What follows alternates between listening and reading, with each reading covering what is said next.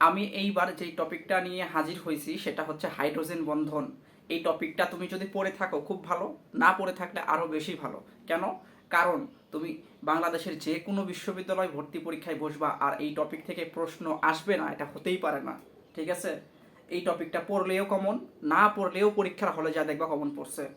এখান থেকে কি কি টাইপের প্রশ্ন আসতে পারে? নিচের কোন যৌগটিতে হাইড্রোজেন বন্ধন আছে? নিচের কোন যৌগটিতে হাইড্রোজেন বন্ধন সংখ্যা বেশি? অথবা নিচের কোন যৌগটিতে হাইড্রোজেন বন্ধনের শক্তিমাত্রা সবচাইতে বেশি? হাইড্রোজেনের মতো অ্যাটম যখন অধিক তড়িৎ ঋণাত্মক কোনো মৌল, বেসিক্যালি তোমরা মনে রাখবা ফ্লোরিন, অক্সিজেন, নাইট্রোজেন, এদের সাথে যখন যুক্ত হয় তখন ওই যৌগটা হয়ে যায় পোলার। আর পোলার যৌগের আংশিক ধনাত্মক হাইড্রোজেন তার পাশের যৌগের আংশিক ঋণাত্মক কোনো অ্যাটমের সাথে যে দুর্বল বন্ধন তৈরি করে বা মিলেমিশে একাকার হয়ে যায়, এই বন্ধনটার নামই হচ্ছে হাইড্রোজেন বন্ধন। যেহেতু তোমাদেরকে এমসিকিউ দাগাইতে হবে, তাই আমি তোমাদেরকে কয়েকটা যৌগ মুখস্থ করে নিতে বলবো। এই যৌগগুলোতে হাইড্রোজেন বন্ধন থাকে থাকে থাকে।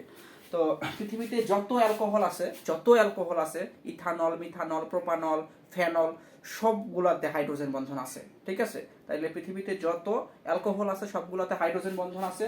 পানিতে হাইড্রোজেন বন্ধন আছে, অ্যামোনিয়াতে হাইড্রোজেন বন্ধন আছে, এইচএফ এ হাইড্রোজেন বন্ধন আছে, ইথানোয়িক অ্যাসিডে হাইড্রোজেন বন্ধন আছে এবং এটার স্পেশালিটি হচ্ছে এটা ডাইমার তৈরি করতে পারে।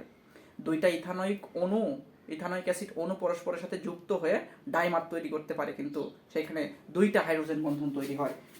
আবার এইখান থেকে এরকম একটা প্রশ্ন আসছিল, H2S H2Ac, এই দুইটার মধ্যে কোনটার গলনাঙ্ক স্ফুটনাঙ্ক বেশি?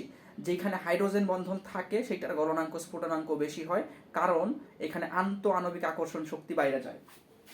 এরকম প্রশ্ন আসছিল ঢাবিতে যে নিচের কোন যৌগটিতে হাইড্রোজেন বন্ধনের শক্তি মাত্রা বেশি? যেই যৌগগুলোতে হাইড্রোজেন বন্ধন আছে সেই যৌগগুলোর মধ্যে অধিক তড়িৎ ঋণাত্মক মৌল যেখানে আছে ওইটার হাইড্রোজেন বন্ধনের শক্তি মাত্রা বেশি। এখানে HF, H2O, অ্যামোনিয়া, এই তিনটা যৌগের মধ্যে আমাদের অধিক তড়িৎ ঋণাত্মক মৌল আছে HF এ, তাই এইটার হাইড্রোজেন বন্ধনের শক্তি মাত্রা সবচাইতে বেশি, তারপরে পানি, তারপরে অ্যামোনিয়া। আর এখান থেকে যে প্রশ্ন আসে তার নমুনা কি? এই যে দেখো, আমি এখানে লিখে রাখছি কত জায়গাতে প্রশ্নগুলো আসছে, কত জায়গাতে আসছে বা কতবার আসছে।